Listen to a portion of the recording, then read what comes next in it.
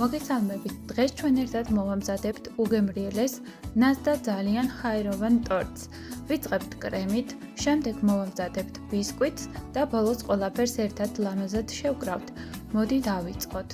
კრემისთვის ვიყენებ რძეს, ფქვილს, შაქარს, კარაქს და ვანილს.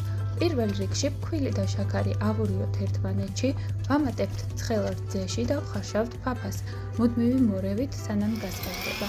ოთახის ტემპერატურის გარეთში კარგად ავიფრიქოთ მიქსერით და ნელ-ნელა შევურიოთ უკვე მზა ფაფას. კრემი საჭიროა 1 საათით შევინახოთ მაცივარში გასაგრილებლად.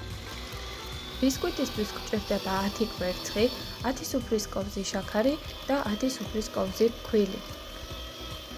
პირველ რიგში ცილებს ვაცალკევებთ და მწიფმარილთან ერთად ვამზადებთ მყარ-ბეზეს.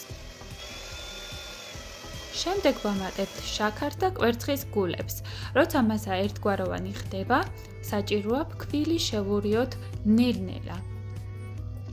მზა ცომს გადავიტანთ ტორტის ფორმაში და ვაწყობთ ღუმელში 180 გრადუსზე. უკვე გამომცხვარი ბისკვიტი საჭიროა კარგად შეგრილდეს. გავჭრათ 2 ნაწილად და მსუბუქად ვნამავთ სიროფით. ვიწყებთ აწყობას, კრემი, სურვილისამებრ ხილი, შეგიძლიათ გამოიყენოთ მარწყვი, ბანანი, კივი ან თქვენი საყვარელი კომბინაციები. ზედა ფენასაც გადავუსვამთ კრემს და მოვთავთ სურვილისამებრ.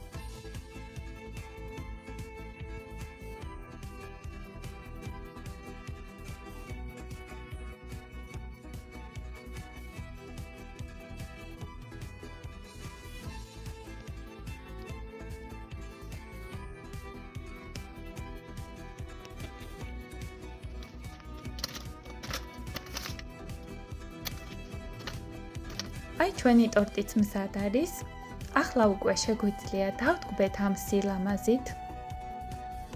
თუ მოგეწონათ რეცეპტი, აუცილებლად გამოიწერეთ ჩვენი გვერდი. ეს ჩვენთვის დიდი мотиваციაა და უფრო მეტ კარგ ვიდეოს შემოგთავაზებთ. ასევე კომენტარებში დაგიტოვებთ YouTube-ის არხის ბმულს, იქ კიდევ უფრო დეტალურ და გემრიელ რეცეპტებს გთავაზობთ. მადლობა რომ უყურებთ და ტკბილ დღეს გისურვებთ.